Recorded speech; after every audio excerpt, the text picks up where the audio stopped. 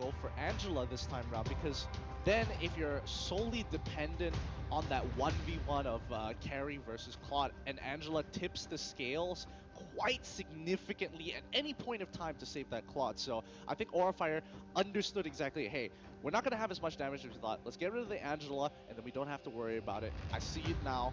The strategy makes sense.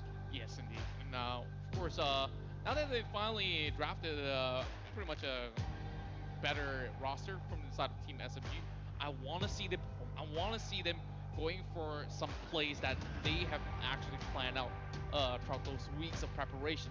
And of course, against Aurafire, it might just be a little bit of that challenge, but nothing is impossible in the land of Dawn as we're heading in towards game number 2, Team SMG versus Aurafire. Oh, the cinematic view never gets, honestly, this never gets old until the teams are right where they need to be. They have split into a very good lane assignment of 1-3 and 1 for both sides, making sure that they are keeping control for as much as possible. Hopefully Xborg shouldn't have too much issues with shouldn't I? Oh my goodness, Phoenix is just walking right in. Vaughn is getting quite a bit of damage onto Smooth and pushing him out. He doesn't get that last fireball, luckily. And now the rest of Team SMG, they need to take this wave with the added, with the new patch, adding a bit more XP for that first wave. Yeah, quick rotations instantly coming from the side of Qualifier. Ooh, what Moment a they actually steal. smack all this sort of wave, they're already going in for all these buffs already. And oh, here comes Oh no, invasions. why? Oh, Sonic is still, Sonic is still alive. That Lethal Wanderer ain't gonna keep him alive as long as they thought he would, but Bones quickly rotates down to the bottom side. I think he can actually do it. He can actually 2v1 this if he wanted to. He already got max gauge overheat onto both of the, both Von Strong as well, as the Kufra, if I remember correctly. And I think he could have just kept on putting in that true damage, but again, a bit of a mistake coming in from Team SMG. iSonic definitely should have taken the safer path. Yeah, and also, although there was all this true damage being left available, it's pretty much an outnumbered fight if you really want to commit to it. So we do see some slight goal capacity heading in towards the favor of R5 for sure. And I think it's smart enough that Bonesy did not choose to fully commit. Like, not worth burning a flicker for a 50-50, you know, like that buff might eventually go towards the favor of Aura with so many of all these members. Yeah, yeah, I totally agree. And nothing much has really happened in this game except for that one kill. Nobody's being hyper proactive here. Nobody has made too big of a deal. Trust giving over the crab, the river crab, over to his carry while mid lane rotates down to the bottom side because he almost is getting pressured out of lane. He is at literally just 20% of his HP. Jawhead has punished him as much as he can with the help of Atlas and Claude coming in once in a while. Ooh, Bonesy trying to get on. I already used the flicker, but he's taking a little too much damage. He survives with 1 HP, and he makes it on out of there. Whoo, that was close. Very, very close indeed. And with that, Aura is going to be making pretty much an engagement in towards the mid lane if they could. For a man up mid side while the Camus falls down the bot. So this is going to take quite a while, but they're already going on a chase against Mali. Phoenix scouting out for a little bit of that sort of information. While Carry as well as Valir goes out towards the mid side, but look at Trust though. Yeah, Trust had to rotate to the side to make sure that Trust doesn't keep cutting the wave. They need to put some kind of pressure on him. If not, Trust is just going to sit there and keep proxying both mid and bottom wave. And that can be very frustrating to deal with after a certain while because now you don't have a wave to push with, and Aurafire can maintain control over the map. Now, speaking of map control, we're already seeing Aura here having pretty much lane dominance as well as the river dominance as they manage to secure the very first turtle once again. And now, going for the buff, Van Strong just flushing out any sort of discrepancies that might just occur. Yep. And I think at this point in time, Team SMG have to be proactive, right? They can't just keep sitting here letting nothing happen when they have a lot of pick potential with their supports. And so far, they haven't been able to rotate too far. Bonesy's still in a lot of trouble, but he's holding the lane really, really well. He just needs to make sure he doesn't lose his Ferrata armor. Ah, boy! But the rest of his team was able to kind of secure the area for him. So now Bonesy has a lot more breathing room, and I think they should actually switch the lanes out so that Bonesy can actually recall. But they don't clear out the second wave. They force him back into the lane, but however, he is not getting dove under tower. And we can see Team SMG playing a lot more defensive in a really good way. But we talk about Firaga armor being not available. It will come up online, maybe 1 second too late. That he has to actually force a little bit of that flicker coming out. Well, it shouldn't be too big of an issue, but over the mid side though, it's gonna be a catch coming from the side of Phoenix. He'll bounce away. Didn't really utilize the Tyrant's Rage because he knows that there's not enough backup to actually secure the kill. So far, there's only one kill favoring the side of Aurafire, and you know, the goal is really chaseable for the side of Team SMG if they want to choose to pull the trigger. Yeah, and so far Aura still maintains control over the game. Team SNG, they're definitely making a lot less mistakes than they did beforehand. They've only given up one kill, and that was because of a very, very minor mistake coming in from iSonic. But besides that, they are playing a solid game now. They're making sure that they're defending the dives. Oh, pretty good Wow. pretty good ejector coming in from this side. He quickly flickers over, but that's four members. A good defense. However, the rest of Team SMG need to make something happen across the map right now and not let Neo's death be in vain. Well, I'm looking at the other position while that sort of flank was going on the bot side.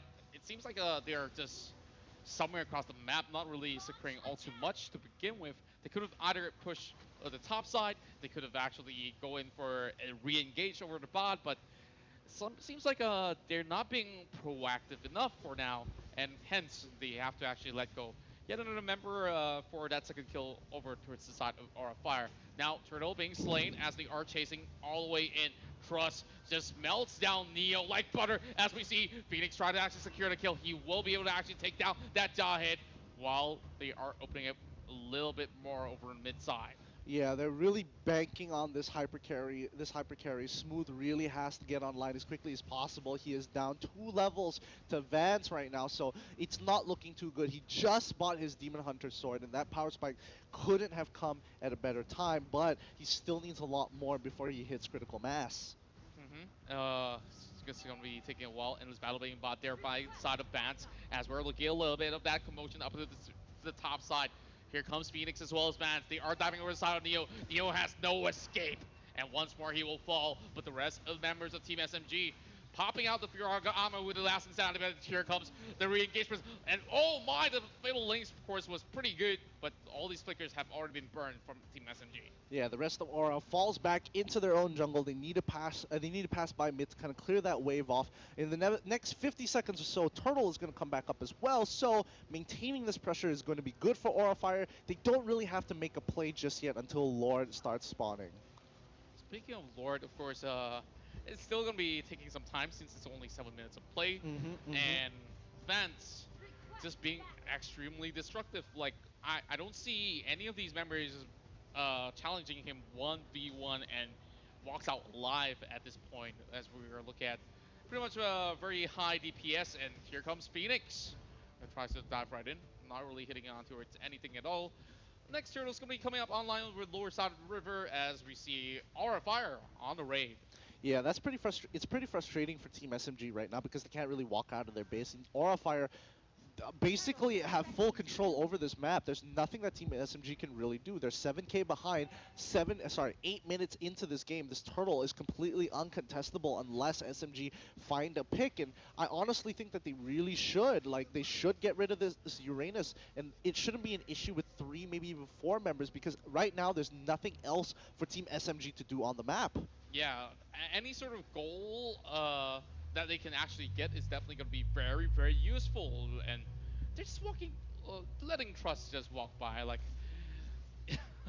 I don't know. Like, I guess they just don't want to waste time on Uranus at all, and they just soloed this turtle by itself. Yeah, and now Aura's in perfect position to really just... They could look to end this game or at least break an inhibitor turn because I don't think Team SMG is in any position. Oh, the initial catch onto the backline there. iSonic's in trouble, but he gets pulled by the Fatal Links into the team. Kufra just could not move. However, Kufra's death was not in vain. Phoenix did not just die for no reason. The rest of Aura was able to break open that inhibitor on the bottom side. That's going to be a continuous pushing lane for the side of Team SMG, and there's nothing they can really do about it. I don't know if Aura wants to sacrifice another member for another inhibitor turret, but we're just going to have to wait and see. Phoenix is coming back up in 4 seconds. They could easily just wait.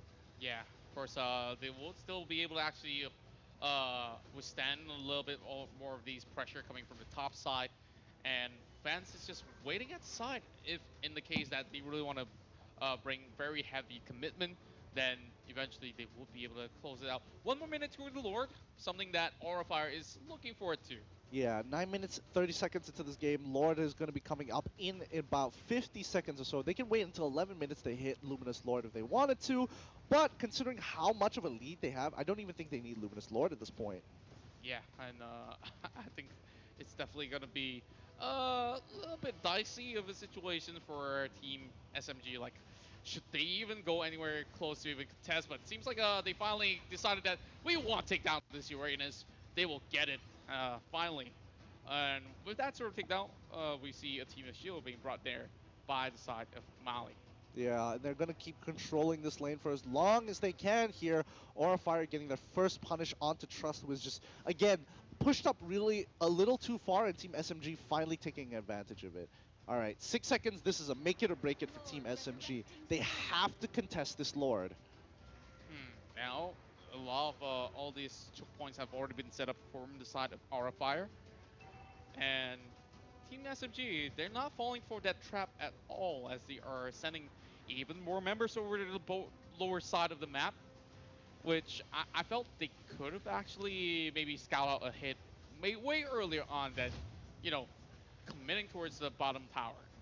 I don't really know here because I think they expect, yeah, they're sending all 5 members at this Uranus to hopefully pick him up. So Trust, the more time he buys here, the better it is as the rest of the team. Oh, he's coming. Is Trust going to die before he reaches there? No. He hops over the wall, and now they've got no cooldowns. Cut off from the back line. You can see a full engage from Aura here. They are cutting down that back line. They had no chance whatsoever. They walk into the base. BO3 comes back to life just to die one more time, and the Crystal fully exposed. They have an entire wave to work with. Smooth decided to bail out of the fight. He still has a blazing duet. He could look to clear that bottom wave, but I think it's going to be a little too late. He isn't able to recall in time, and there you have it. A victory, a clean 2-0 from Aurafire. So far, not even a single game being dropped by